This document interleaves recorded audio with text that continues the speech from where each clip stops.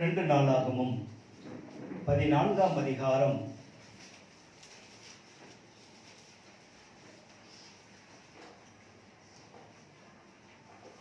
11ஆம் வசனத்தை வாசிக்க கேட்போம். ஆசா தன் தேவனாகிய கர்த்தரை நோக்கி கூப்பிட்டு, கர்த்தாவே, பலமுள்ளவனுக்காகிலும் பலனற்றவனுக்காகிலும் உதவி செய்கிறது உமக்கு லேசான காரியம். எங்கள் தேவனாகிய கர்த்தாவே, எங்களுக்கு துணை நில்லும். உம்மை சார்ந்து உம்முடைய நாமத்தில் ஏராளமான இந்த கூட்டத்திற்கு எதிராக வந்தோம். கர்த்தாவே, நீர் எங்கள் தேவன், மனுஷன் உம்மை மேற்கொள்ள விடாதேயும் என்றான்.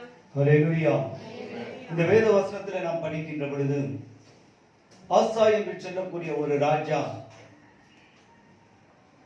ஒரு ஜெபத்தை ஏறெடுக்கிறான்.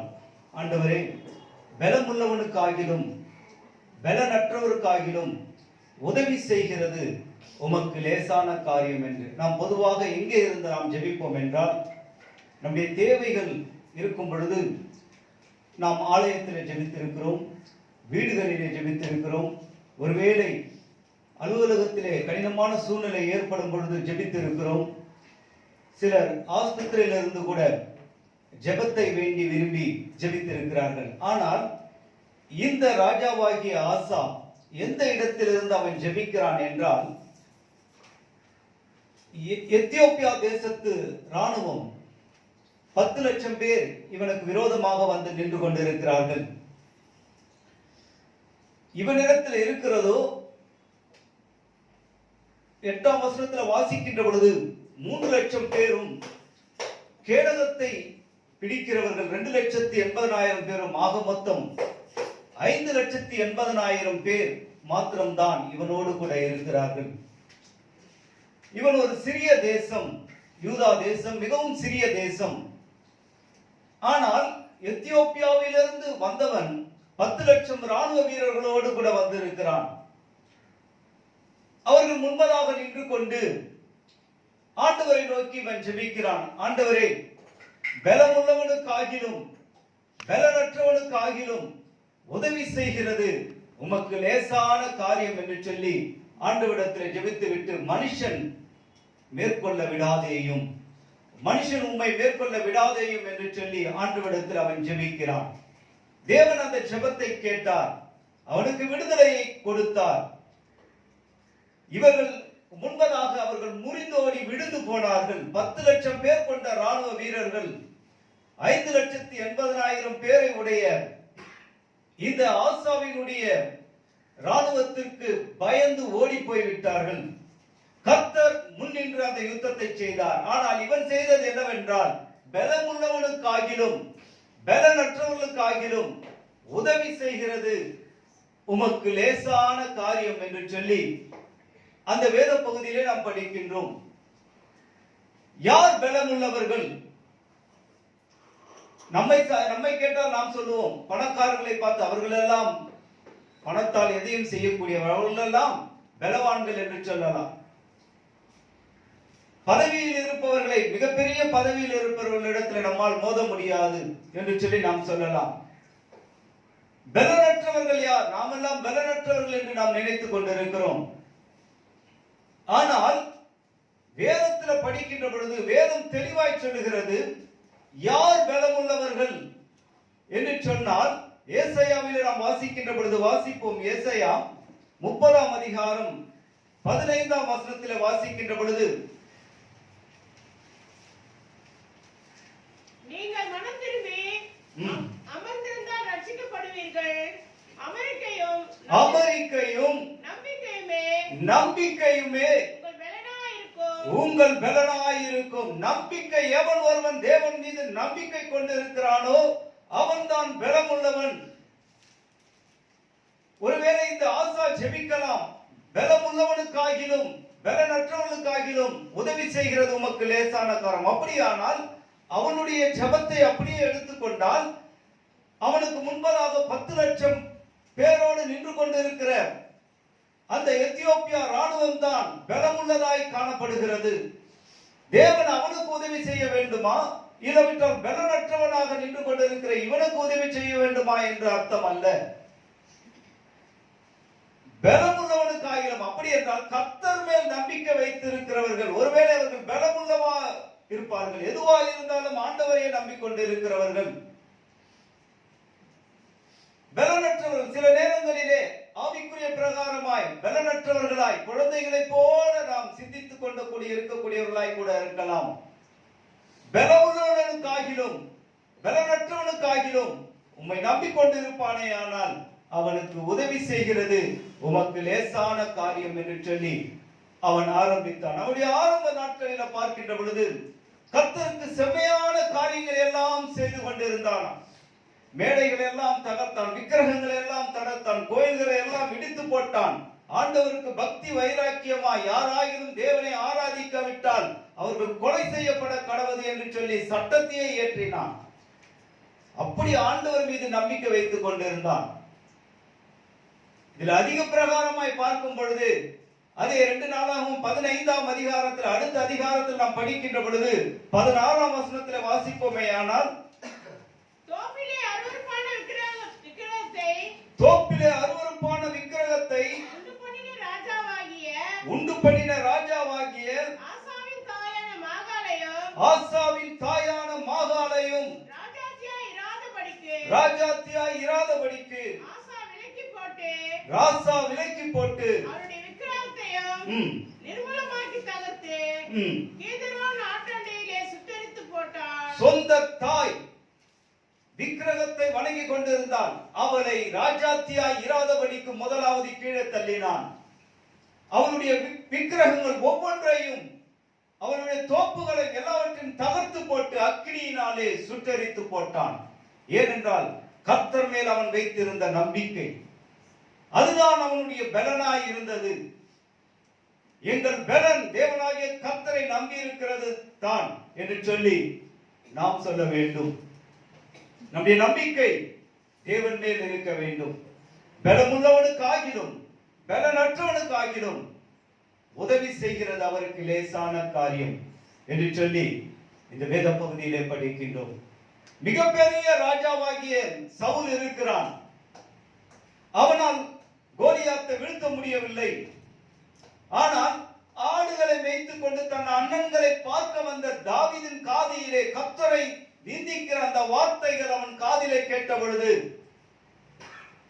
அவன் பொங்கி எழுந்தவனாக அந்த கோலியாத்தை வீழ்த்தினான். அவன் பலமுள்ளவனாய் காணப்பட்டான், இவன் பலனற்றவனாய் பார்க்கிற பார்வையிலே காணப்பட்டான். ஆனாலும் அவனுடைய வார்த்தைகள், இவனுடைய நம்பிக்கை, நான் என் தேவனுடைய மேல் வைத்திருக்கிற நம்பிக்கையை நான் கடந்து போய் அவனுடைய தலையை இன்றைக்கு வாங்குவேன் என்று சொல்லுகிறான். அந்த நம்பிக்கை அவனுக்குள் இருந்தது. ஆதலால் அதை அவன் சொன்னபடியே செய்தான். ஆதலால் இப்பொழுது சவுல் இவனை மருமகனாக ஏற்றுக்கொள்ள வேண்டும் என்று ஆசைப்படுகிறான். ஆனால் தாவீது சொல்லுகிறான், வேதத்தை நாம் படிக்கின்ற பொழுது 2 சாமுவேலின் புஸ்தகம் 3ஆம் அதிகாரம்,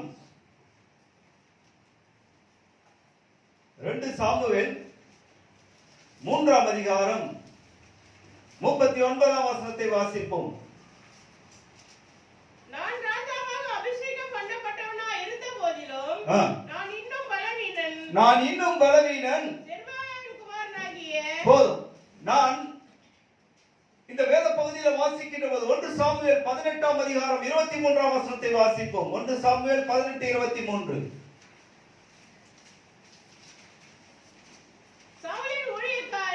சவுலின் ஊழியக்காரன் இந்த வார்த்தைகளை தாவீதின் செவிகள் கேட்க பேசினார்கள். அப்பொழுது தாவீது ராஜாவுக்கு மருமகனாய் இருக்கிறது லேசான காரியம். போதுமா? நான் தாவீது சவுலுக்கு மருமகனாவது லேசான காரியமா? சவுல் மிகப்பெரிய ராஜா, இவனோ ஆடுகளை மேய்த்துக் கொண்டிருக்கிறான்.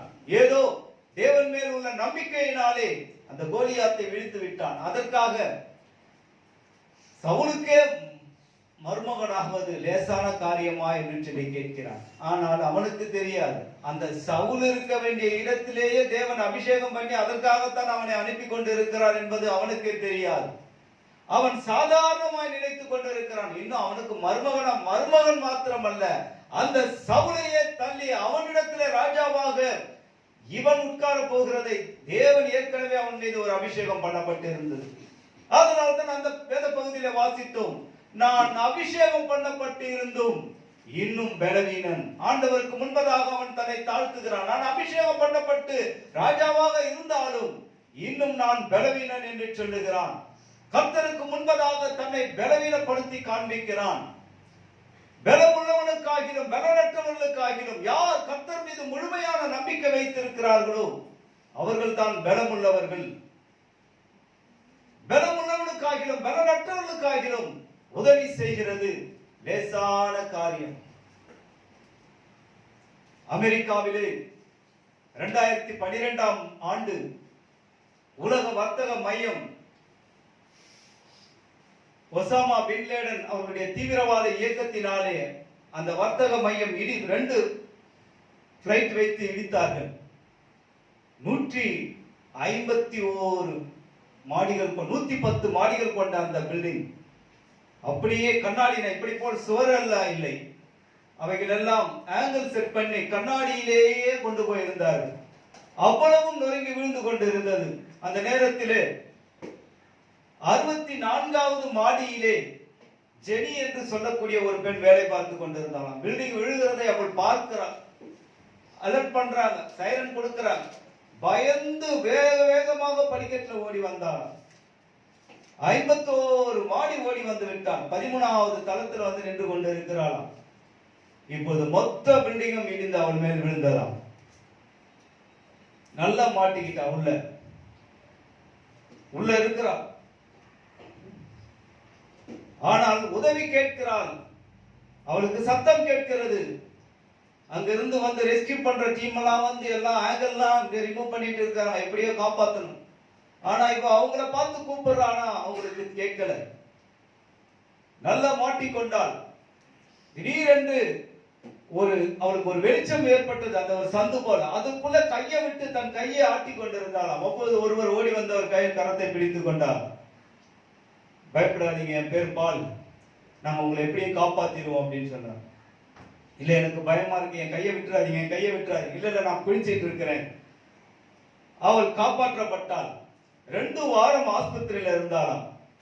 ஆஸ்பத்திரியில இருந்துட்டு அவள் எல்லா நிலையில டிஸ்சார்ஜ் ஆகும்போது, நான் தேங்க்ஸ் பண்ணணும், உங்க டீம்ல இருக்கிற அந்த பாலை வர சொல்லுங்க அப்படின்னு கேட்ட பொழுது அந்த அந்த நடத்தி கொண்டிருக்க அந்த டீம் லீடர் சொன்னாரா, எங்க டீம்ல அப்படி பால் என்ற ஒருத்தர் இல்லவே. அல்லேலூயா. கர்த்தர் நம்மோடு கூட இருக்கிறார். எந்த சூழ்நிலையிலும் சரி, நாம் எங்க இருந்தாலும் சரி, எப்படி இருந்தாலும் சரி, பலம் உள்ளவனுக்காகிலும் பலனற்றவனுக்காகிலும் உதவி செய்யும்படியாய் கர்த்தருடைய ஆவியானவர் இறங்கி வந்து நம்மை காக்க வல்லமையுள்ளவராய் இருக்கிறார் என்பதை நாம் மறந்துவிடக் கூடாது என்பதை நாம் நினைக்க வேண்டும். எந்த நிலையில் இருந்தாலும் அவர் தெரியாது, யார் அந்த பால் தெரியாது. ஆனாலும் அவர் கரத்தை பிடித்தவர் யார் என்பது இன்னும் வரையிலும் தெரியவில்லை. ஒருவர் இருக்கிறார், எந்த சூழ்நிலையில நம்மை காக்கும்படியாய் நம்மோடு கூட ஒருவர் இருக்கிறார் என்பதை நாம் மறந்துவிடக் கூடாது.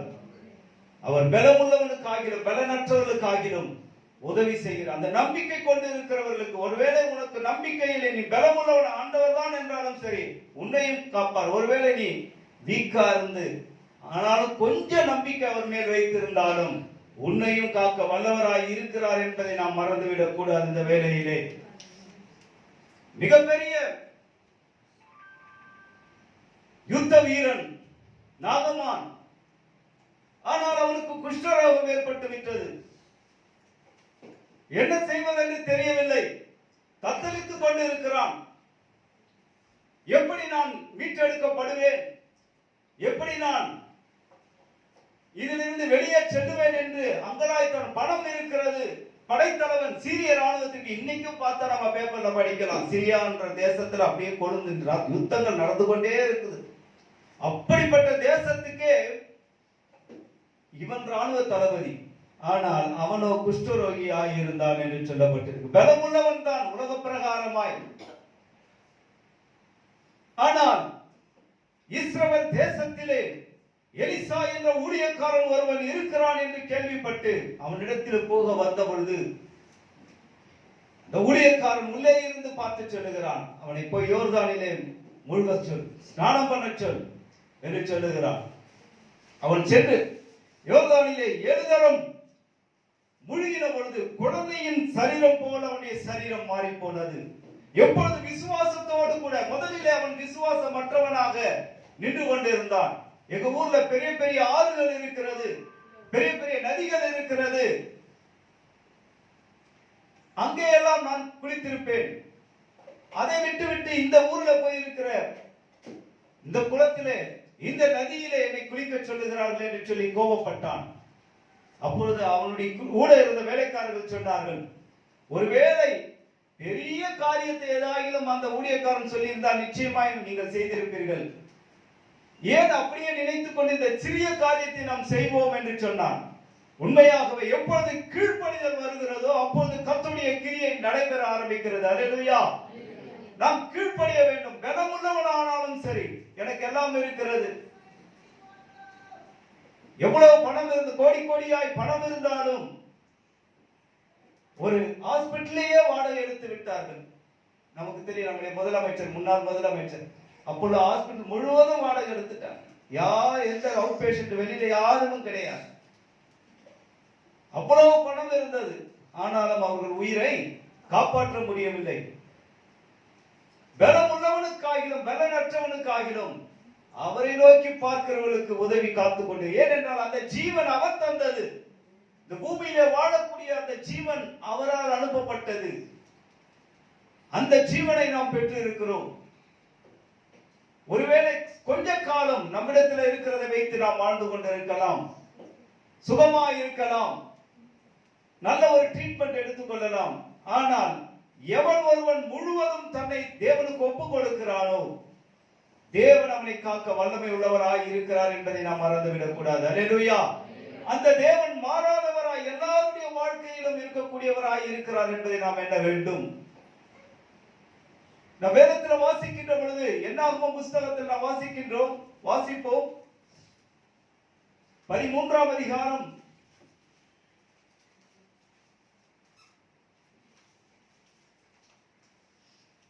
31ஆம் வசனத்தை வாசிப்போம். அவனோடு கூட போய் வந்த மனிதரோ, நாம் போய் அந்த ஜனங்களோடு எதிர்க்க நம்மாலே கூடாது, அவர்கள் நம்மை பார்க்கிலும் பலவான்கள் என்றார்கள். இஸ்ரவேல் ஜனங்கள் எகிப்திலிருந்து புறப்பட்டவர்கள் கானான் தேசத்தை நெருங்கி விட்டார்கள். இப்பொழுது வேவு பார்க்கும்படியாய் கோத்திரத்துக்கு ஒருவரை அனுப்புகிறார்கள், 12 பேரை. அந்த தேசம் எப்படி இருக்கிறது பார்த்து வாருங்கள். அவர்கள் உள்ளே போய் பார்த்தவர்கள் பயந்து போனார்கள். அங்கே அமலேக்கியர் இருக்கிறார்கள், ஏத்தியர் இருக்கிறார்கள், எபூசியர் இருக்கிறார்கள், எமோரியர் இருக்கிறார்கள், மலைநாட்டு தேசத்து மக்கள் எல்லாரும் அங்கே இருக்கிறார்கள். அந்த யோர்தான் நதியோரத்திலே கானானியரும் இருக்கிறார்கள். நம்மால் அங்கே போக முடியாது, நம்மை காட்டிலும் அவர்கள் பலவான்கள் என்று சொல்லி அவர்களுடைய பலத்தை குறித்து 10 பேர் பேசுகிறார்கள். ஆனாலும் கூட காலேப், யோசுவா இவ்விருவரும் தேவனை நம்பினார்கள். அவர்கள் சொல்லுகிறார், தேவன் அப்படிப்பட்டவர்களை நம்மிடத்தில் ஒப்புக் கொடுப்பார். விசுவாசத்தோடு கூட உள்ளே போனார்கள். இன்றைய அளவும் அந்த தேசம் ஆண்டவருடைய பிள்ளைகளுடைய கரத்தில் இருக்கிறது. அல்லேலூயா. எல்லோரையும் நிர்மூலமாக்கினார்கள், எல்லோரையும் துரத்தி விட்டார்கள். வாக்கு கொடுத்த தாங்கள் இருந்த முந்தைய தேசத்திலே மறுபடியும் உள்ளே நுழைந்து, எப்படிப்பட்ட பலவான்களாய் இருந்தாலும் வனாந்திரத்திலே ஒன்றுமில்லாமல் பசியோடும் பட்டினியோடும் காலிலே பாதரட்சைகள் இல்லாமலும் பல நாட்கள் அவர்கள் ஒரே வஸ்திரங்களோடு கூட கடந்து வந்தார்கள். ஆண்டவர் உதவி செய்தார். அவருடைய வஸ்திரங்கள் எல்லாம் பழையதாய் போகவில்லை, அவருடைய பாதரட்சைகள் தேய்ந்து போகவில்லை. அவர்களுக்கு எல்லா உதவிகளையும் வானத்து மன்னாவையே கொடுத்தார், காளைகளை கொடுத்தார், சாப்பிடுவதற்கு எல்லாவற்றையும் போஷித்தார். ஆனால் அங்கே புதிதாய் பிறந்தவர்களுக்கு யுத்தங்கள் தெரியாது, எப்படி போய் யுத்தம் செய்வதென்று தெரியாது. நடத்தி வந்தவர்கள் எல்லாம் அந்த வனாந்திரத்திலே மரித்து போனார்கள். 6 லட்சம் பேர் வனாந்திரத்திலே மரித்து போனார்கள். 2 பேர் மாத்திரம்தான் இருக்கிறார்கள். மீதி 40 வருடங்களாக அந்த 40 வருடத்தில் பிறந்த அந்த வனாந்திரத்தில் பிறந்தவர்கள் தான் ஒரு 20 லட்சம் பேர் இப்பொழுது நின்று கொண்டு இருக்கிறார்கள். இவர்கள் உள்ளே போவதற்கு இதற்கு முன்பதாக அவர்கள் யுத்தங்கள் செய்ததில்லை. ஆனால் கர்த்தரை நம்பி உள்ளே புறப்பட்டு போனார்கள். பலமுள்ளவனுக்காகிலும் பலனற்றவனுக்காகிலும் உதவி செய்கிற நம்பிக்கை கொண்டு இருக்கிறவனுக்கு தேவன் சர்வ வல்லவராய் இருக்கிறார் என்பதை நாம் மறந்துவிடக் கூடாது. அப்படிப்பட்ட தேவனை நாம் நம்பிக்கொண்டு இருக்கிறோம். அவன் பலமுள்ளவன். நாகமான் ஒரு விசை ஆண்டவர் தேவாலயத்தில் உட்கார்ந்து கொண்டிருக்கிறார். அப்படி உட்கார்ந்து கொண்டிருக்கின்ற பொழுது ஆண்டவரை குற்றம் பிடிக்கும்படியாக விபச்சாரத்தில் ஈடுபட்ட ஒரு பெண்ணை கையும் களுவுமாக பிடித்துக் கொண்டு வந்து ஆண்டவர் முன்பதாக விட்டு விட்டார்கள். கரங்களிலே கற்களை வைத்து அவர்களுடைய சட்டத்தின்படி கல்லால் அடித்து கொல்லப்பட வேண்டும். நின்று கொண்டிருக்கிறார்கள். அந்த பெண் விழுந்து கிடக்கிறார். இப்போது ஆண்டவர் என்ன சொல்லுவார் என்று சொல்லி எதிர்பார்த்து கொண்டிருக்கிறார்கள். வாசிக்கலாம். யோவான் சுவிசேஷம் 8ஆம் அதிகாரம்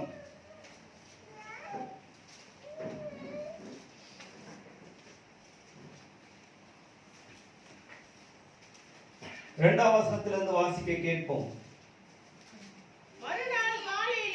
மறுநாள் காலையிலே தேவாலயத்திற்கு வந்தபோது ஜனங்கள் எல்லாரும் அவரிடத்தில் வந்தார்கள். அவர் உட்கார்ந்து அவர்களுக்கு உபதேசம் பண்ணினார். அப்பொழுது விபச்சாரத்திலே கண்டுபிடிக்கப்பட்ட ஒரு ஸ்திரியை வேதபாரகரும் பரிசேயரும் அவரிடத்தில் கொண்டு வந்து அவளை நடுவே நிறுத்தி, போதகரே, இந்த ஸ்திரீ விபச்சாரத்தில் கையும் மெய்யுமாக பிடிபட்டால் இப்படிப்பட்டவர்களை கல்லெறிந்து கொள்ள வேண்டும் என்று மோசே நியாயப்பிரமாணத்தில் நமக்கு கட்டளையிட்டிருக்காரே, நீர் என்ன சொல்லுகிறீர் என்றார்கள். அவர் மேல் குற்றம் சுமத்துவதற்கான காரணம் உண்டாகும் பொருட்டு அவரை சோதிக்கும்படி இப்படி சொன்னார்கள். இயேசுவோ குனிந்து விரலினால் தரையிலே எழுதினார். அவர்கள் ஓயாமல் அவரை கேட்டுக்கொண்டு இருக்கையில் அவர் நிமிர்ந்து பார்த்து, உங்களில் பாவம் இல்லாதவன் இவர் மேல் முதலாவது கல்லெறிய கடவன் என்று சொல்லி அவர் மறுபடியும் குனிந்து தரையிலே எழுதினார். 10ஆம் வசனத்தை வாசிப்போம். இயேசு நிமிர்ந்து அந்த ஸ்திரியை தவிர ஒருவரையும் காணாமல், ஸ்திரியே, உன்மேல் குற்றம் சாட்டினவர்கள் எங்கே? ஒருவனாகிலும் உன்னை ஆக்கினைக்குள்ளாக தீர்க்கவில்லையா என்றார். வாசிப்போம். அதற்கு அவள், இல்லை ஆண்டவரே என்றாள். இயேசு அவளை நோக்கி, நானும் உன்னை ஆக்கினைக்குள்ளாக தீர்க்கிறதில்லை, நீ போ, இனி பாவம் செய்யாதே என்றார். நுங்கம்பாக்கத்துல ஒரு சபை இருக்கிறது. அந்த ஊழியக்காரனுடைய நண்பர், அவர் எப்பொழுதெல்லாம் வெளிநாடு போவாரோ அப்போதெல்லாம் நான் தான் போய் அந்த ஆலயத்தை நடத்துவேன். அவருடைய ஆலயம் எங்க இருக்கிறதா ஒரு ஸ்கூல்ல நடத்துறாங்க. பள்ளியெல்லாம் தெரியும் இல்லையா? ஸ்கூல் படிக்கும்போது அது நீட்டா இருக்கும். நடுவில் மட்டும் ஒரு அட்டையில பார்ட்டிஷன் பண்ணியிருப்பாங்க. அதுதான் கிளாஸை பிரிக்கிறது. அந்த இதெல்லாம் நகர்த்திட்டா ஹால் பெருசா இருக்கும். அதனால சர்ச்சில் இருக்கிறவங்க நைட்டே முந்தின நாளே வந்து என்ன பண்ணுவாங்கன்னா அதெல்லாம் நகர்த்தி பாயெல்லாம் போட்டு அங்கே சின்ன பசங்க உட்கார சேர் எல்லாத்தையும் ஓரம் தள்ளிட்டு நடுவில் பாயை போட்டு சர்ச்சு மாதிரி எல்லாம் பின்னாடி ஸ்க்ரீன்லாம் கட்டி எல்லாம் ரெடி பண்ணி சர்ச்சு மாதிரி ஆக்கிடுவாங்க. ஆனால் சண்டே நான் போனேன்னா எனக்கு என்ன வேலைன்னா நான் தான் போயிட்டு அந்த ஸ்பீக்கர்லாம் செட் பண்ணணும். அவங்க யாரும் வர மாட்டாங்க. அப்போது பின்னாடி போயிட்டு அந்த ஸ்பீக்கர்லாம் பெருசாக இருக்கும். அதை தூக்கிட்டு வர்றதுக்கு அங்கே கேட்டில் ஒரு வாட்ச்மேன் இருப்பார். அவர் தான் அந்த ஸ்கூலுக்கு வாட்ச்மேன். பக்கத்தில் அப்பார்ட்மெண்ட்ஸ், அந்த அப்பார்ட்மெண்ட்ஸில் தான் அந்த நுங்கம்பாக்கத்தில் சுவாதின்னு ஒரு பொண்ணு கொலை பண்ணாங்க பாருங்க. அந்த அப்பார்ட்மெண்ட்ஸுக்கும் அவர் தான் வாட்ச்மேன். நல்ல வயதானவர் அங்கே இருப்பார். அவர் நான் போன உடனே அவர் வந்து தான், அவர் நல்ல வயசானவர், அவர் வந்து எனக்கு உதவி செய்வார். போயிட்டு தூக்கிட்டு வந்து பின்னாடி ரூம் கொடுக்கும். அந்த ரூமில் இருந்து அந்த ஸ்பீக்கர்லாம் தூக்கிட்டு வந்து செட் பண்ணிட்டு மைக்கெலாம் செட் பண்ணி அதுக்கு பிறகு சர்ச்சை நடத்த ஆரம்பிப்போம். இவர் என்ன பண்ணுவாருன்னா, நான் போகிறனாலே மற்ற நாள் உட்கார மாட்டார். நான் போனனாலே அவருக்கு என்ன கொஞ்சம் பிடிக்கும் அவருக்கு. அவர் என்ன பண்ணுவார், அந்த வெளியில் அப்படி ஜன்னல் ஓரமாக ஒரு சேரை போட்டு உட்காந்து பிரசங்கத்தை கவனிச்சிட்டு இருப்பாரு. அப்போதான் வந்து கதை தட்டுவானுங்க. ஸ்கூல்னா தெரியும் இல்லையா? பெரிய கிரவுண்ட் இருக்கும் ஃப்ரண்ட்ல. அத்தனையும் தாண்டி போய் கேட்டில் போனால் எவனாச்சும் வந்து அட்ரஸ் கேட்பான். அங்கே சொல்லி அனுப்பியிருப்பானுங்க, அந்த ஸ்கூல் கிட்ட போய் கேளுங்க. அதனால கேட்டில் வந்து தட்டுவான். அட்ரஸ் சொல்லிட்டு திரும்ப வயசானவர் ஓடி வருவார். ஓடி வந்து உட்காந்து செய்தி கேட்பார். இப்படி இருந்தது. ஒரு நாள் திடீர்னு அந்த ஒரு ஃபோன் பண்ணார். அந்த பாஸ்டர் ஃபோன் பண்ணி, இது மாதிரி அந்த வாட்ச்மேன் தாத்தா இறந்துட்டாருப்பா அப்படின்னு சொன்னார். எப்போப்பா அடக்கம் சொல்லு வரேன் நான் அப்படின்னு சொன்னேன். ஏன்னா நல்லா பழக்கம், நல்லா உதவி செய்தவர், வரப்பா நான் அப்படின்னு சொன்னேன். இல்லை அவர் செத்து 1 வாரம் ஆயிடுச்சு, இன்னைக்கு ப்ரேயர் மீட்டிங், நான் வெளிநாட்டில் இருக்கிறேன், நான் சாரி உனக்கு சொல்லாமல் வந்துட்டேன், நீ போயிட்டு ப்ரேயர் மீட்டிங் நடத்திடுவாரு. சரி நான் போகிறேன் அப்படின்ட்டு போனேன். போன பக்கத்தில் பயங்கரமான ஒரு ஸ்லம்முக்குள்ள ஒரு வீடு உள்ள, அப்படியே சினிமாவில் தான் அந்த மாதிரி பார்த்துருப்போம். ஒரு பக்கத்தில் அப்படியே கடைகள்லாம் இருக்குது, நல்லா மசாலாலாம் செஞ்சு என்னென்னமோ பண்ணுறாங்க. ஒரு பக்கத்தில் பசங்க போர்டு அடிட்டு இருக்கிறானுங்க, மேலே அப்படியே அப்போ அந்த ஹவுசிங் போர்டு எல்லாம் அதெல்லாம் எதுவுமே வீட்டில் இல்லை, எல்லாம் வெளியில தான் நின்றுக்கிட்டு அப்படியே வேடிக்கை பார்த்துட்டு இருக்கு. அப்படியே கசன்னு இருக்கு. அந்த உள்ள எப்படியோ நுழைஞ்சு உள்ளே போயிட்டேன். உள்ளே போனால் அவங்க வீட்டு எதிர்க்க சாமினா போட்டுருது, நிறைய சேர் போட்டுது, ஒருத்தர் கூட இல்லை அங்கே. அது யாருமே இல்லை, யாருக்கு நடத்துறது? நான் நின்று பார்த்தேன், யாருமே வரல. அந்த அம்மா மட்டும், அவங்க பொண்ணு ஒன்று இருக்கு, அது மட்டும் அந்த போட்டோவுக்கு அப்படியே நின்றுட்டு அப்படியே பயபக்தி அந்த போட்டோ முன்னாடி நின்று கொண்டு இருக்கு. பார்த்தேன், என்னடா பண்றதுன்னு. அதுக்குள்ள சர்ச்சிலேருந்து ஒரு 3 சகோதரிகள் வந்தாங்க. சரி இவங்கள உட்கார வச்சுட்டு ஏதாச்சும் நம்ம சொல்லலாம் அப்படின்ட்டு. ஏங்க பொதுவாகவே மற்ற இடங்கள்லாம் கூட பரவாயில்ல, ஸ்லம்லாம் ஒரு சேர் போட்டால் கூட ஒரு 10 சின்ன பிள்ளைங்கனாலும் ஓடியாந்து விளையாடும், லைட் ஏதோ ஸ்பீக்கர் சத்தம் கேட்டுட்டா. அப்படி இல்லைன்னா கூட சாப்பாடு போடுறாங்கன்னு தெரிஞ்சா குடிகாரன் கூட 2 நல்லா குடிச்சிட்டு ஸ்ட்ரைட்டாக பண்ணுற மாதிரி உட்காந்துருப்போம். 2 பேர்னாலும் உட்காந்துட்டு இருப்பான் சேர்ல. அவனுங்களே காணும், யாருமே இல்லை. அப்புறம் கிட்ட என்ன யாரும் வரமாட்டாங்க, அவங்க ஆட்கள் கூட வரல, இவ்வளோ ஜனம் இருக்கிறாங்க வரமாட்டாங்க. அந்த ஒரு சிஸ்டர், எல்லாரும் சொல்ல மாட்டாங்க, சிலர் சொல்லிடுவாங்கல்ல, அதில் ஒரு சிஸ்டர் சொல்லிட்டாங்க. அவங்க போய் தைரியமானவங்க, அவங்க ஜிஹெச்சில் பெரிய இப்போ கொரோனால கூட அவங்க தான் சீஃப் டீன், அந்த இதில் நர்ஸில் பெரிய ஆள் அவங்க. அவங்க சொல்றாங்க, அவங்க சொன்னதை கேட்டவொடனே எனக்கு பக்குன்னு ஆயிடுச்சு. தாத்தாவுக்கு 75 வயசு, தூக்கு மாட்டி செத்துட்டாரு. நான் அடப்பாவமா, தாத்தா தூக்கு மாட்டி செத்துட்டாரா? இப்போ நான் என்ன நின்று பிரசங்கம் பண்றது? பைபிள் சொல்லுது, ஆண்டவர் தந்த இந்த ஜீவனை தானியா மாய்த்து கொள்கிறவன் ஆண்டவருடைய ராஜ்யத்துக்குள்ள போக மாட்டான்னு சொல்லுது. இப்போ நான் ஆண்டவர் ராஜ்யத்தில் அவர் இருக்காருன்னு பிரசங்கம் பண்ண முடியுமா? அதுவும் பண்ண முடியாது. நின்றுட்டே இருக்கிற, என்ன பண்றதுன்னு தெரியல. கொஞ்ச நேரத்துல அந்த அம்மா ஆர்சி சர்ச்சுக்கு போறவங்க, ஆர்சி ஃபாதரும் 2 நன்னும் வந்தாங்க. அவங்க நான் நிற்கிறத ஃப்ரெண்ட்ல நிற்கிறத பார்த்து, ஐயா நான் ஒரு 5 நிமிஷத்துல நாங்கள் முடிச்சுட்டு போயிட்டு தாராளமா பண்ணுங்க, நானும் அதான் காத்துட்டு இருக்கேன். அவர் 5 நிமிஷம் சொன்னவர் ஒரு ஜெபமாலை 2 உருட்டிட்டு ஒரு பன்னீரை தெளிச்சு 2 நிமிஷத்துல முடிச்சுட்டு அவர் அங்கேயே கழட்டிட்டு அப்படியே மெசேஜ் கேட்குற மாதிரி ஃப்ரெண்டில் உட்காந்துட்டார். ஓஹோ, இன்னைக்கு ஆண்டவர் நமக்கு இவருக்கு சுவிசேஷன் சொல்லதான் அனுப்பியிருக்கிறாரு, சொல்லுவோன்ட்டு பிரசங்கத்தை பண்ணி முடிச்சுட்டு ரொம்ப கோவம் அந்த பாஸ்டர் மேலே, நம்மளை கொண்டு வந்து இந்த இடத்துல நிறுத்திட்டாரு அப்படின்ட்டு. நான் ட்ரெயினில் வந்துட்டு பல்லாவரம் வரும்போது எனக்கு தேங்க்ஸ் சொல்கிறதுக்காக ஃபோன் பண்ணுறாரு. ஐயோ நான் பயப்பன்னு பேசுவேன், உனக்கு நான் என்ன துரோகம் பண்ணேன், என்னையே கொண்டு போய் அங்கே நிறுத்த வச்சேன் அந்த வீட்டில் அப்படின்னோடனே. அப்போது அவர் இந்த வசனத்தை சொல்லி தான் என்ன ஆஃப் பண்ணிட்டாரு. ஆண்டவர் அப்படி யாரையும் விட்டுலப்பா, அப்படிலாம் நம்ம யாரையும் தள்ளிடக்கூடாதுப்பா, எல்லாரையும் ஆண்டவர் உண்மை. அந்த ஆண்டவரிடத்துல வந்து விழுந்து கிடக்கிறான், எல்லாரும் அடிக்கிறதுக்கு கல்லை தூக்கிட்டாங்க. ஆண்டவர் கேட்கிறார், உங்களில் எவன்டா பாவம் செய்யற, முதல்ல அவன் மேல கல்லை அடிங்க. பலனற்று விழுந்து கிடக்கிறான், மறிக்கிற சூழ்நிலை, அடிச்சு கொல்ல போறாங்க. அவங்க சட்டத்தின்படி அப்படி மாட்டினவளை அடித்து கொல்லணும், கல்லாலே அடிச்சு கொல்ல போற. சிறியோர் முதற்கொண்டு வேதத்தை வாழ்த்து சின்ன பசங்க கூட கல்லு வச்சு ரெடியா நிற்கிறாங்க. ஆண்டவர் கேட்கிறார், உங்களை எவன் பாவம் செய்யாதான் அவன் முதல்ல அவன் மேல கல் அடிங்கன்னு சொன்ன பொழுது அந்த சின்ன பசங்க கூட அடிக்காம போயிட்டாங்க. அப்படி பலனற்ற ஆண்டவருக்கு முன்பாக விழுந்து கிடக்கிறார். உலகம் நம்மை வேறு விதமாய் பார்க்கலாம். ஆண்டவரே, உங்களுடைய பார்வையில நான் பலனற்றவன், உங்களுடைய முன்பதாக நான் வந்து விழுறேன், என்னை தூக்கி நிறுத்துவது உம்மால் தான் ஆகும். பலமுள்ளவனுக்காகிலும் பலனற்றவனுக்காகிலும் உதவி செய்கிறது உமக்கு லேசான காரியம். சாலமோன் சின்ன பையன் தான், ஆனால் இவ்வளவு பெரிய ராஜ்யத்தை வழிநடத்தினா அவனால திகைத்து போய் நின்று கொண்டிருக்கிறான். ஏனென்றால் சொந்தத்திலேயே பிரச்சனைகள். தாவீதுக்கு 8 மனைவிகள் இருந்தாங்க. அவங்க பிள்ளைங்களாம் கூட ராஜாவாகணும்னு துடித்துக் கொண்டிருப்பார்கள். ஆனால் சாலமோன் யார் என்றால் உரியா மனைவியினுடைய மகன். அவனுக்கு நாங்களாம் நேரடியாய், அதிலே மாகாளுடைய பையன் அப்சலோம், அவனும் ஒரு ராஜ குடும்பத்தில் வந்தவன் மாகாள். அப்படிப்பட்ட குடும்பத்திலிருந்து வந்தவன் எல்லாம் எதிர்த்து நிற்கிறான். ஆனாலும் சாலமோன் சிறிய வயதிலேயே ராஜ பொறுப்பை ஏற்றுக்கொண்டான். ஆனால் அவன் ஜெபிக்கிறான், ஆண்டவரே இந்த திரளான ஜனத்தை வழிநடத்துக்கு எனக்கு ஞானத்தை தான். ஆண்டவர் அப்பதான் பார்த்தார், நீ இந்த திரளான ஜனத்தை நடத்துறதுக்கு உனக்கு ஐஸ்வர்யத்தையோ இல்லைன்னா உனக்கு பலத்தையோ கேட்காம ஞானத்தை கேட்க. ஆண்டவருக்கு முன்பதாக தன்னை வெறுமையாக்கி ஆண்டவர் மேல் நம்பிக்கை வைத்து யார் நிற்கிறார்களோ தேவன் அவர்களுக்கு உதவி செய்ய வல்லவராய் இருக்கிறார். இந்த வசனத்தை படிச்சவனே உங்களுக்கு என்ன ஞாபகம் வருது?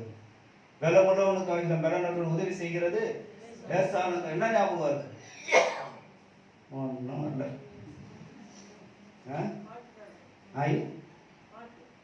கரெக்டா சொல்றான். மண்ணை பிசைந்து மனிதனை படைப்பது லேசான காரியம்.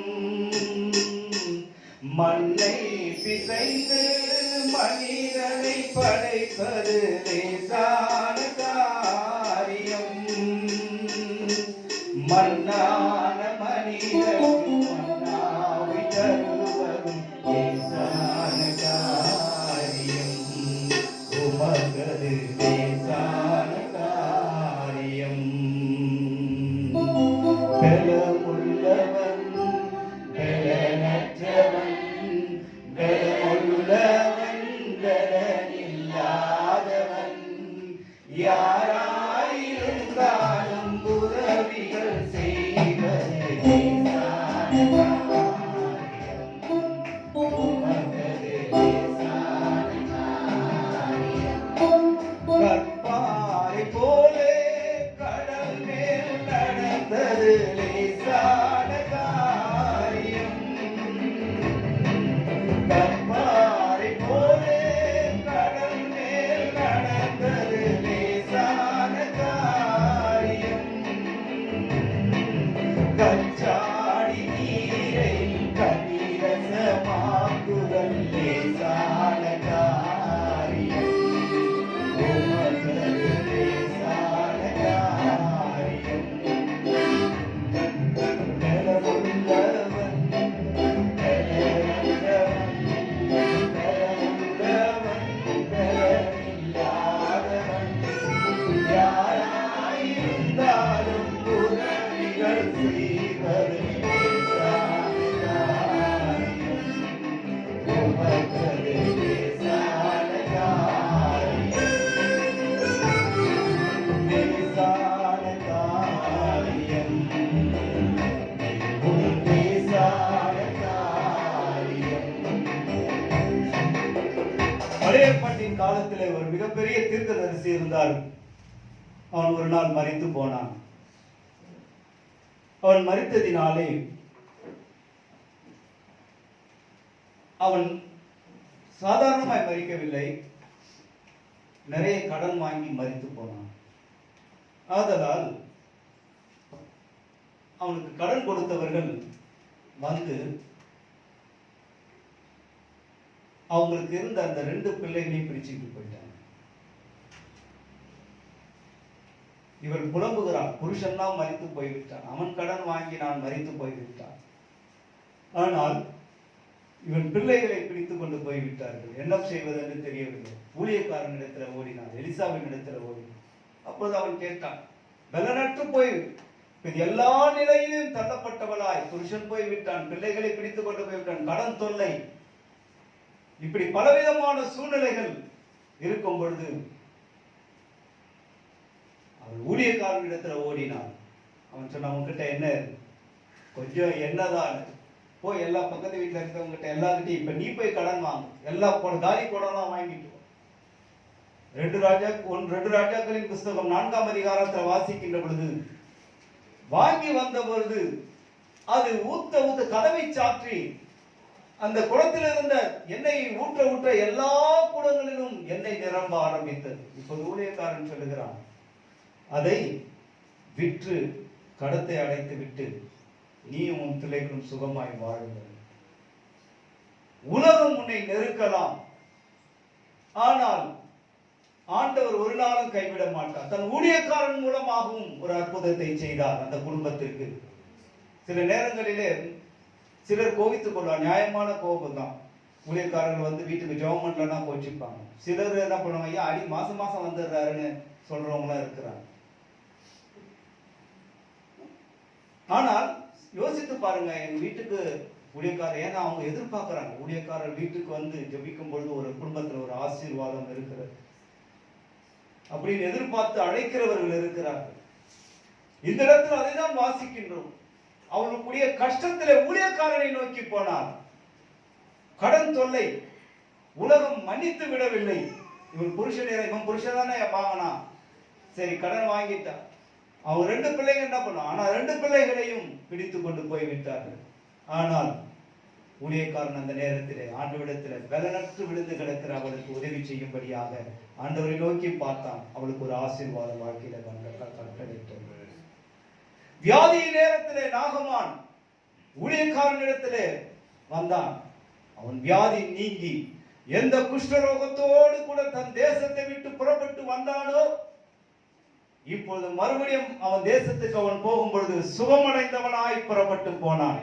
அவனுடைய வாழ்க்கையில அந்த காரியத்தை சொன்னது யார் என்றால் வேறு யாரும் அல்ல, அவள் வீட்டிலே ஒரு சிறு பெண், அடிமை பெண், இஸ்ரவேல்ல இருந்து பிடித்துட்டு போனாங்க. எங்க போனாலும் ஆண்டவருடைய பிள்ளைங்க ஆண்டவருடைய நாமத்தை மகிமைப்படுத்தபடியா, என் தேசத்துக்கு போக சொல் என் எஜமானனை, அங்கே என் ஊழியக்காரர் ஒருவர் இருக்கிறார், அவரிடத்துல போக சொல். அவர் ஜெபிக்கும் பொழுது நிச்சயமாய் சுகம் உண்டு. அந்த சின்ன அடிமை பெண்ணினுடைய வார்த்தையை மதித்து புறப்பட்டு வந்தான் நாகமான். சுகம் கிடைத்தது. கர்த்தருடைய கரத்திலே ஒப்புக் கொடுக்கின்ற பொழுது சுகம் கிடைக்கிறது. உன் கடன் தொல்லைகள் நீங்கக்கூடியதாய் இருக்கிறது.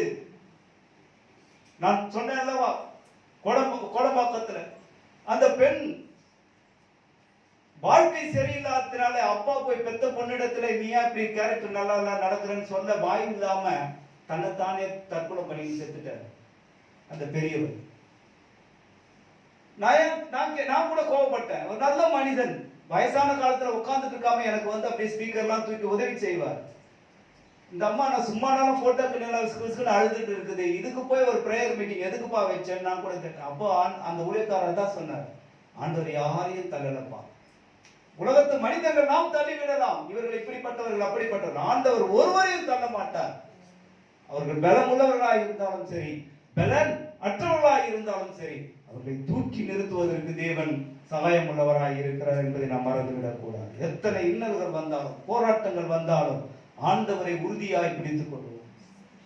அவரை உறுதியாய் பற்றி கொண்ட மனதை உடையவன் அவரையே நம்புகிறபடியால் பூரண சமாதானத்தோடு உன் வாழ்க்கையில உன்னை காத்துக் கொள்வார். உன் வாழ்க்கையில வியாதியா, உன் வாழ்க்கையில கடன் தொல்லையா, பாவத்தின் நெருக்குதலா, பிரச்சனையா, போராட்டமா, ஆண்டவரை பிடித்துக் கொள்ளுங்கள். உலகம் நம்மை பார்க்கிற விதமாய் ஆண்டவர் பார்க்க மாட்டார். அபிஷேகத்துக்காக நிறுத்தப்பட்டார்கள். ராஜ அபிஷேகத்துக்காக நிறுத்தப்பட்ட பொழுது தாவீதின் அண்ணன்கள் 3 பேர் யுத்த வீரர்களாய் இருக்கிறார்கள். நல்ல திடகாத்திரமோ உயரமாய் இருக்கிறார்கள். ஊழியக்காரன் சாமுவேல் பார்த்து கேட்கிறான், ஆண்டவரே இவன் தானா என்று மூத்தவனை பார்த்து, இளையவனை பார்த்து, அடுத்தவனை பார்த்து ஆண்டவர் சொல்றார், நீ எல்லாரையும் பார்க்க, நீ ஆளை பார்க்கிறப்பா, அவருடைய உயரத்தை பார்க்கிற, அவருடைய முகத்தை பார்க்கிற, நாம் எத்தையும் அப்படி பார்க்கிறவன், நான் உள்ள பார்க்கிறவன், உள்ள எது இருக்கின்றத பார்க்கிறவன். இன்னொருவன் இருக்கிறான், வேற பிள்ளைகள் இருக்கிறது. காடுகளிலே ஆடுகளை வைத்துக் கொண்டிருந்த தாவீது அங்கே காட்டிலேயும் கர்த்தரை ஆராதித்துக் கொண்டிருக்கிறான். தனிமையிலே தேவனை மகிமைப்படுத்திக் கொண்டிருக்கிறான். கர்த்தருடைய கண்கள் அந்த காட்டுக்குள்ளே கடந்து போனது. அங்கே இருக்கிற ஒரு மனிதனை பார்த்தது, அவனை ராஜாவாக உயர்த்தினார். ஹல்லேலூயா. இந்த கர்த்தருடைய கண்கள் பூமி எங்கும் உலாவிக் கொண்டிருக்கிற, தம்மை நோக்கி உத்தம இதயத்தோடு கூட காத்து கொண்டிருக்கிறவர்களுக்கு சகாயம் சொல்லும்படியாய் அவருடைய கண்கள் பூமி எங்கும் உலாவிக் கொண்டிருக்கிறது என்று வாலிப பசங்க சொல்லுவானுங்க. ஓப்பனிங்லாம் நல்லா தான் இருக்குது, பினிஷிங் சரியில்லையப்பான்னு. இல்ல, இந்த ஆசை அப்படிதான். ஆரம்பத்துல சும்மா ரொம்ப பர்ஃபெக்டா இருந்தான். 10 லட்சம் பேர் ராணுவ வீரர் வந்தபோது ஆண்டவரை நம்பி யுத்தங்களை நடப்பித்தான். ஜெயம் கிடைத்தது. தோப்புகளை, விக்கிரங்களை எல்லாவற்றையும் அடித்து நொறுக்கினான். ஆண்டவரை யாரும் தோழலன்னா அவங்களை கொலை செய்யப்படுவன் கடவுள் சட்டத்தையே ஏற்றினான். அதையும் தாண்டி தன் தாய் விக்கிரகத்தை வணங்கி கொண்டிருந்த போது அவளை ராஜாத்தியா இராதபடிக்கு அவளை தள்ளிவிட்டான். அவளுடைய வைத்திருந்த தோப்பு விக்கிரகங்களை அனைத்தையும் நிர்மூலமாக்கி போட்டான். ஆனால் ஒரு நாளிலே 35 வருடங்கள் ஓட்டிட்டான். அவனுக்கு இளைப்பாறுதல் முழுமையாய் கிடைத்தது. ஆனால் அவனுக்கே ஒரு நோய் வந்தது. அவன் கர்த்தரை அல்லாமல் பரிகாரிகளை தேட ஆரம்பித்தான் என்று வேதத்தில் வாசிக்கிறோம். கர்த்தரை மாற்ற இதுவரையிலும் நாம் பலமுள்ளவனுக்காக பலனற்றவனுக்காக உதவி செய்ய நீங்க தான்ப்பா அப்படின்னு அப்படியே மற்றவங்களுக்கு நம்ம ஈஸியா சொல்லிடலாம். குடும்பத்துல புருஷனுக்கு உடம்பு சரியா, நான் இருக்கிறவங்க பயப்படாம சொல்லலாம். மனைவி உடம்பு சரி, நான் இருக்கிறேன் பயப்படாம. பிள்ளைங்க உடம்பு, நான் இருக்கிறேன் பயப்படாம. ஆனா அவங்களுக்கு ஒவ்வொருத்தருக்கும் வரும்பொழுது தான் நான் செத்துருவேனான்னு கேட்பாங்க. நான் இருப்பேனா செத்துருவேனா தெரியல. நான் எல்ஐசியில ஏஜென்டா இருந்தேன். ஒரு நாள் காலையில 5 மணிக்கெல்லாம் ஒருத்தர் வந்து நிக்கிறார். யாரும் உங்களை தேடி வந்திருக்கான்னு சொன்னாங்க. ஓடி போய் பார்த்தாக்கா அவரு அப்பதான் பேர குழந்தை பிறந்தது. அதுக்கு எல்ஐசி போகணும். நான் இருப்பனும் இருக்க மாட்டேன்னு தெரியல, ஏதாச்சும் செஞ்சுட்டு போகணும். அந்த ஆர்வம் அவங்களுக்கு ஏதாவது உடம்பு முடியாத போகும்போது தான் ஏதாச்சும் ஐயோ நான் இருப்பேனா, உயிரோடு இருப்பேனா, இருக்க மாட்டேனா, ஏதாவது பண்ணணும் அப்படின்னு. எந்த நிலையில இருந்தாலும் இந்த ஆசை அப்படித்தான். நல்ல நிலையில இருக்கும் பொழுது கர்த்தரையே நம்பிக்கொண்டிருந்தான். ஆனால் அவனுக்கு சரீரத்தில் ஒரு நோய் வந்த பொழுது ஆண்டவரை விட்டுவிட்டு பரிகாரிகளை தேடி ஓடி போனான் என்று வேதத்தில் வாசிக்கிறோம். அந்த ஒரு காரியத்தின் நிமித்தமாய் கெட்ட பேர் ஏற்பட்டிருக்கு. 35 ஆண்டுகள் ஆண்டவரோடு கூட நெருங்கி நடந்து கொண்டிருந்தான். ஆனால் தன் சரீரம் பாதிக்கப்பட்ட பொழுது கர்த்தரை தேடாமல் பரிகாரியை தேட ஆரம்பித்தான். நிறைய பேர் நம்மளிட கூட அப்படி இருக்கிறோம். இங்க இருக்கு, அங்க இருக்கு, அங்க இருக்குன்னு சொல்லி ஓடும். ஆனால் ஆண்டவரை நோக்கி பார்ப்போம். எல்லா சூழ்நிலையிலும் அவர் நம்மை காண்கிறவராய், எங்க இருந்தாலும் நம்மை காண்கிறவராய் இருக்கிறார், நம்மை பார்க்கிறவராய் இருக்கிறார், நம்மை நோக்குகிறவராய் இருக்கிறார். ஆண்டவரை நாங்கள் உண்மை பிடித்துக் கொள்ளுகிற கர்த்தாவே, எங்கள் வாழ்க்கையில எங்களுக்கு எல்லாமே நீங்க தான்.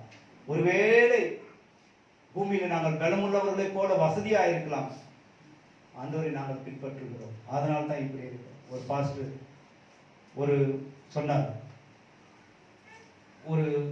அந்த சபைக்கு வர ஒரு ஊழியக்காரன், ஒரு விசுவாசி, ஐயா இந்த வருஷம் செலவு எல்லாத்தையும் நானே பார்த்துறேன், கன்வென்ஷன் செலவெல்லாம் நானே பார்த்துக்கிறேன்னு சொல்லிட்டு செலவு பண்ணாங்க. எவ்வளவு செலவு பண்ணானா 18 லட்சம் ரூபாய் செலவு பண்ணாங்க கன்வென்ஷனுக்காக. கன்வென்ஷன் நேரத்தில் நின்று கொண்டு இருக்கிறா அந்த ஊழியக்காரன். அந்த வந்துட்டு ஐயா தோத்துறையா, சோத்துறேன் அப்படி. ஐயா என் மகனை பார்த்துருக்கீங்களா அப்படின்னு கேட்டேன். இவர் நினைச்சிட்டான், சரி அது எல்லாம் போட்டுலாம் போட்டுட்டு கார்ல வந்து அதில் யாரையா காட்டுவாங்க. அப்போ சொன்ன அது பாய் போடுறான் பாருங்க, அவன் தான் என் பையன். அல்லேலூயா.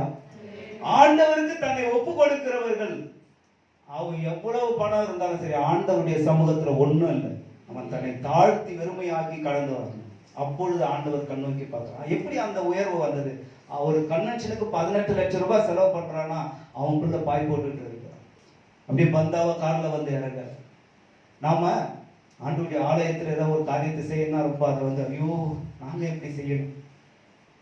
ஆண்டவருடைய சமூகத்துல வந்து விழுந்துகிறார். அண்ணாள் வந்து விழுந்தார். ஆண்டவர் அவருடைய அற்புதத்தை செய்தார். கணவனால் ஒன்றும் செய்யணும் கேட்டேன். நான் கடவுளா? எல்லா பிள்ளைகள் எல்லாரையும் காட்டில நான் உன்னை அதிகமா நேசிக்கத்தான் முடிந்தது. ஆனால் அவருக்கு ஒரு பிள்ளையை கொடுக்க முடியவில்லை.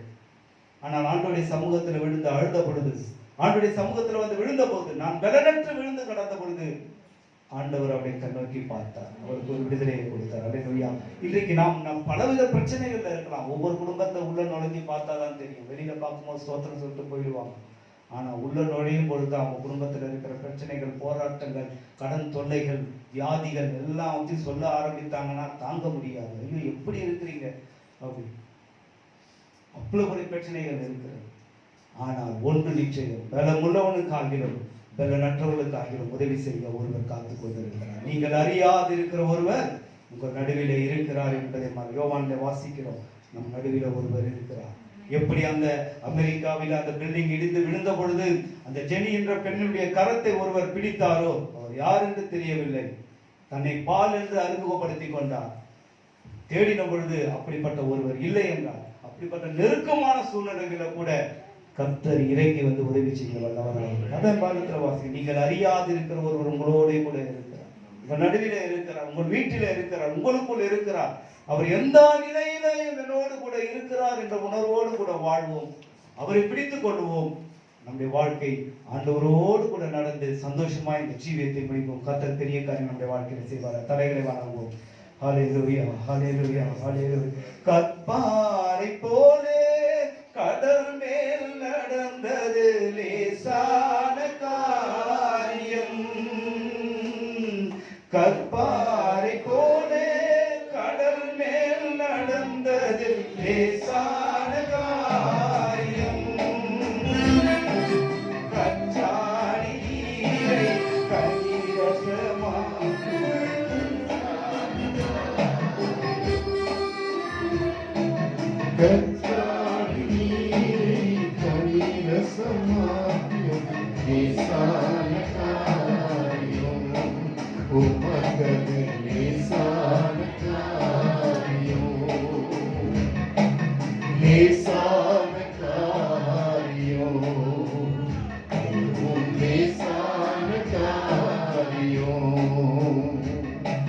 பலமுள்ளவன் பலனற்றவன் பலமுள்ளவன்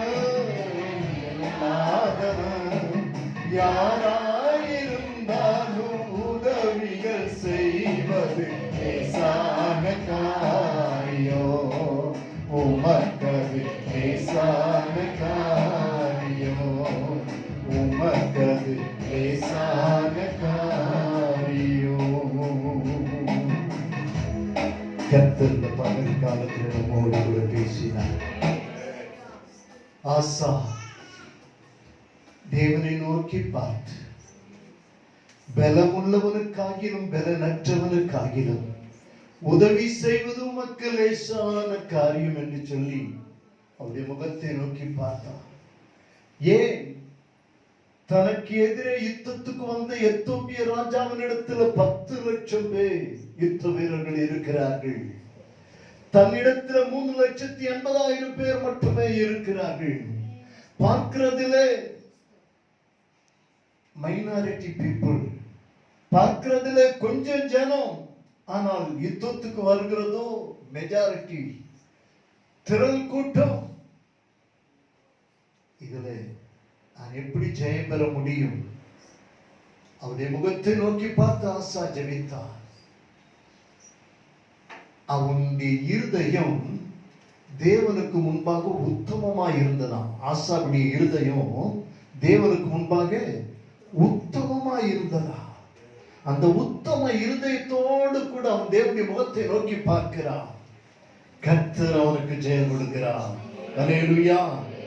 அந்த எத்தோப்பியரை விரட்டி அடித்தார்கள். கிட்டத்தட்ட 35 ஆண்டுகள் அவனுடைய ராஜ்யபாரத்தில் தேசம் அமைதலா இருந்துதான். ஒரு யுத்தமும் இல்லை. நம்ம ஊர்ல பாத்தீங்கன்னா வருஷம் எதனா ஒரு செய்தி வந்துட்டு இருக்கு. பாகிஸ்தான் பார்டர்ல இந்திய ராணுவ வீரர்கள் சுட்டு தள்ளப்பட்டார்கள். லடாக் எல்லையில சீனா ராணுவம் இந்தியர்களை சுட்டு வீழ்த்தினார்கள். ஒவ்வொரு வருஷமும் எதனாச்சு. இப்படி இந்த யூதாவுக்கு விரோதமாக வந்த எத்தோப்பியா முறிந்து ஓடினார்கள். காரணம், அவன் கர்த்தருடைய முகத்தை நோக்கி பார்த்து, உதவி செய்வது உமக்கு லேசான காரியம். நமக்கு வருகிற பிரச்சனைகளில, போராட்டங்களிலே அரசியல் தலைவர்கள் உதவி செய்ய மாட்டார்கள். நாம் நம்புகிற பெரிய ஆட்கள் நமக்கு உதவி செய்ய மாட்டார்கள். நாம் ஆராதிக்கிற தேவன் நமக்கு உதவி செய்வதற்கு வல்லவராய் இருக்கிறார். அது அவருக்கு லேசான காரியம். அது அவருக்கு லேசான காரியம். ஆசாவுக்கு உதவி செய்தார். ஆனால் அதே ஆசா சீரியா ராஜாவாகிய பெனாதாத் மீது தன் இருதயத்தை வைத்து விட்டார். இஸ்ரவேல் யூதாவின் மீது யுத்தத்துக்கு வந்த பொழுது கர்த்தருடைய முகத்தை நோக்கி பார்க்க வேண்டிய அதே ஆசா சீரியாவின் ராஜாவை சார்ந்து கொண்டானா. கர்த்தரை சார்ந்து இருப்பதை விட்டு விட்டு இப்ப யாரு சார்ந்து கொண்டான்? சீரியாவின் ராஜாவை சார்ந்து கொண்டான். நாம் கர்த்தர் மேல் இருக்கிற வைத்த நம்பிக்கையில கடுகளவு குறையக்கூடாது. பிரைஸ் எல்லாம். அந்த யோபு சொன்னா பாருங்க, அவர் என்னை கொன்று போட்டாலும் நான் அவர் மேல, அதுதாங்க பூரண நம்பிக்கை, அதுதாங்க உண்மையான உறுதியான நம்பிக்கை. அவர் என்னை கொண்டு போட்டார், எனக்கு என்ன வந்தாலும் பரவாயில்ல. வானமே இடிந்து விழுந்து எல்லாம் போயிடுச்சு, பிள்ளைகள் மறுத்துட்டாங்க, 10 பிள்ளைகள், ஐயோ கதற வேண்டிய நிலை, மிருகஜீவெல்லாம் அழிஞ்சிச்சு. ஆனாலும் கர்த்தர் மேல் வைத்த நம்பிக்கை குறையவில்லை.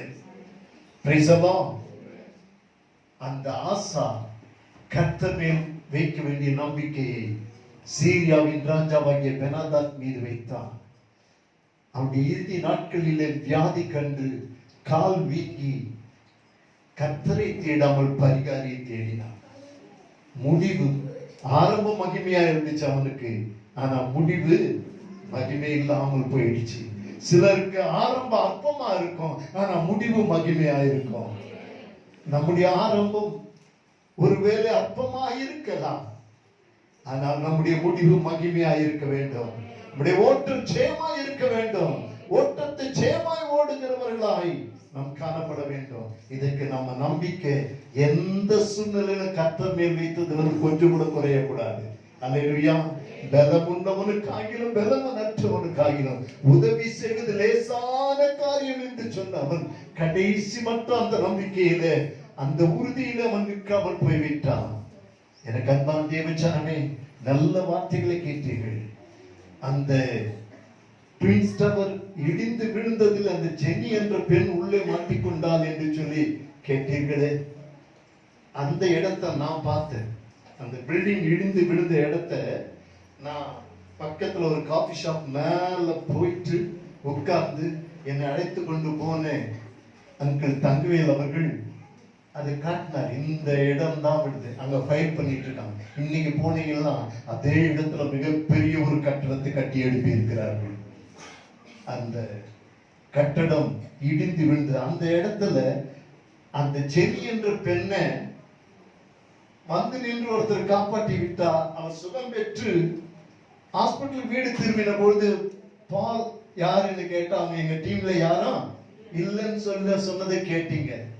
இதுதாங்க அற்புதம். பிரைஸ் எல்லாம். இதுதான் உதவிச்சு. இதே நிலையை தான் நான் உங்களுக்கு சொல்லியிருக்கேன். எத்தனை பேருக்கு ஞாபகம் இருக்க தெரியாது. நான் திகைச்சு எம்ஆர்டில அண்டர் கிரவுண்ட்ல நின்றுட்டு இருக்கிறேன். டிக்கெட் எடுக்க எந்த கவுண்டரும் இல்லை. நான் எங்க ஒரு நபர் கிடையாது. ஆனால் திடீர் என்று ஒருவர் வந்து நின்றார். அவரிடத்துல ஆங்கிலத்துல கேட்டு, அவர் வெள்ளக்கார போல இருந்தார். Where is the ticket counter? அவர் சுவரை காண்பித்தார். அந்த சுவர்ல பார்த்தா ஓட்டையா இருந்துச்சு. எனக்கு எப்படி அதை எடுக்கணும், நோட்டை போட்டா அவர்கிட்ட அந்த டாலரை கொடுத்து அவர் பக்கத்துல இருக்கிற ஓட்டையில போட்டாரு. சில்லறை வந்துச்சு. நான் போக வேண்டிய இடத்துக்கு சொன்னேன். அந்த போக வேண்டிய இடத்து அவர் காசை போட்டாரு.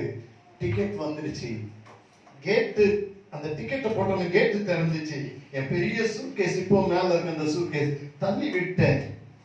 கேட் மூடிச்சு. அடுத்து 2 சூட்கேஸ் இருக்கு. இப்ப நான் எப்படி உள்ள போகணும்? அவர் சொன்னாரு, ஏறி ஜம்ப் பண்ணி போன்ற.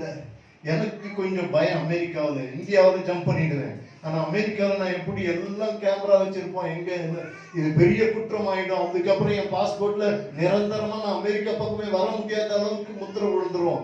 பலவிதமான அவரு ஏறி அப்போ நினைச்சேன், சரி ஒரு அமெரிக்கன் இருக்கிறார், பரவாயில்ல, ஏறி ஜம்ப் பண்ணி. நான் உடனே ஜம்ப் பண்ணிட்டு போன உடனே அந்த 2 பேக் அவர் கொடுத்தார் பாருங்க. வாங்கி வச்சுட்டு தேங்க்ஸ் பண்ண திரும்புற அவர் இல்லைங்க. அவர் இல்ல. இந்த நிலை தான் அந்த ஜெனி பெண்ணுக்கும் வந்திருக்கிறது. அவர் உதவி செய்வது லேசான காரியம். பலனுள்ளவனுக்காகினோம் பலனற்றவனுக்காகினோம் அவர் உதவி செய்வது லேசா. எதையே திகைச்சு நிக்கிறோமோ, இதுல யார் எங்களுக்கு உதவி செய்வார் திகைச்சு நிக்கிறீங்களோ, அந்த காரியத்துல உதவி செய்வதற்கு கர்த்தர் போதுமானவராய் இருக்கிறார். அல்லேலூயா. நீங்கள் ஒரு நாள் ஒருபோது வெட்கப்பட்டு போவதில்லை. என் ஜனங்கள் வெட்கப்பட்டு போவதில்லை என்று சொன்னவர் உங்களோடு கூட இருந்து அவர் காரியத்தை வாங்கி செய்வார். ஜெபிக்கலாமா? எல்லாரும் தலையில வந்தவர் நல்ல பிதாவை நன்றியோடு துதிக்கிறோம். நீர் பேசின வார்த்தைகளுக்காய் நன்றி ஆண்டவரே. ஆசாவை கொண்டு எங்களோடு பேசுறீங்கப்பா. அவருடைய இருதயம் உத்தமமா இருக்கிற வரையிலும் அவனுக்கு நீங்க சகாயம் பண்ணீங்க, உதவி செஞ்சீங்க ஆண்டவரே. அவனோடு கூட இருந்தீங்க ஐயா.